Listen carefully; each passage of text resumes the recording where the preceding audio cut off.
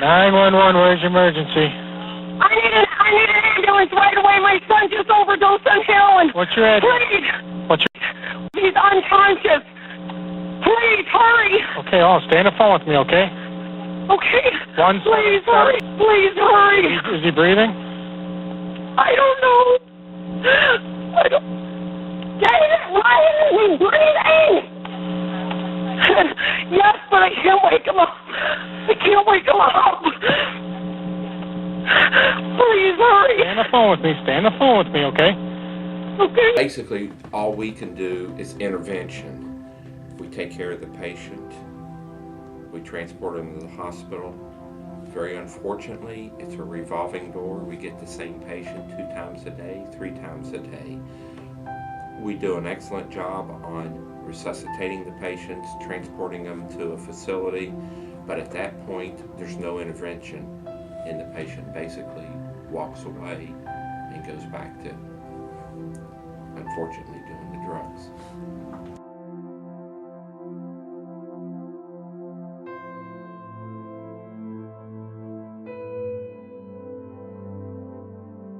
Narcan's been around. We've carried Narcan for years. It's nothing new. It's an old drug. It's been out forever. Unfortunately, we're just using it more than we did. Back in the early, say, 2010, we hardly used it.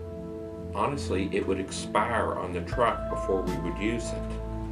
Unfortunately, we've started using it quite a bit, much more than I would like to be using.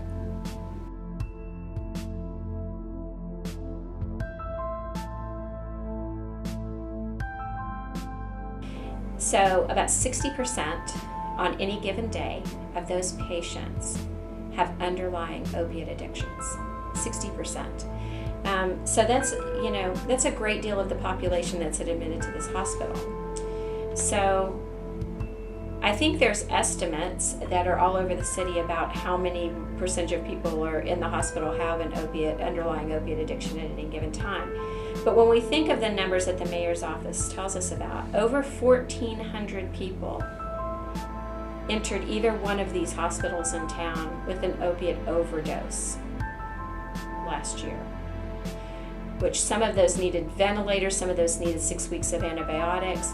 I will just say that my ER staff is overwhelmed. It's an overwhelming amount of time. And about 2 years ago, almost 3 years ago now, I went to 5 funerals in 2 weeks. And they were the nephew of a very prominent politician in town, the son of a physician, 2 kids in our church youth group, people that were near and dear to me.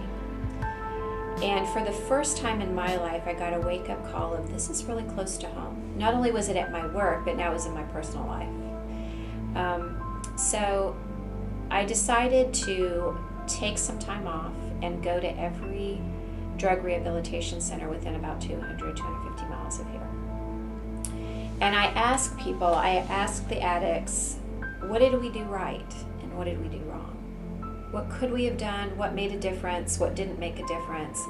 What happened when you were here in our ER? What happened when you were an inpatient? And I heard lots of things, and some of them were good, but some of them were difficult to swallow. And one thing they said to me was, I need you to put somebody in front of me who knows about addiction, who truly has been there.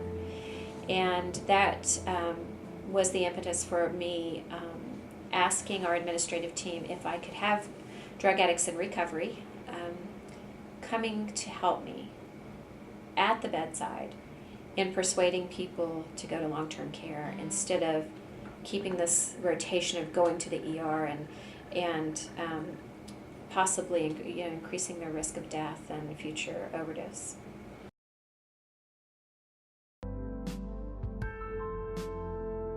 I think a couple of years ago we did a little bit of a denial phase, thinking maybe this would be a brief thing that would come and go. And my friends at the mayor's office who do the drug control policies, they would keep us informed with numbers. And Scott Limley there is an amazingly smart guy. And he keeps all the statistics for the city. And all of a sudden we were seeing, this isn't going away. This is a serious issue. And we had to look at our hospital in a different way because somebody was needing us in a different way. And thankfully, I have a great team here who trusted our gut instincts to make some changes in the way that we were dealing with this type of patient.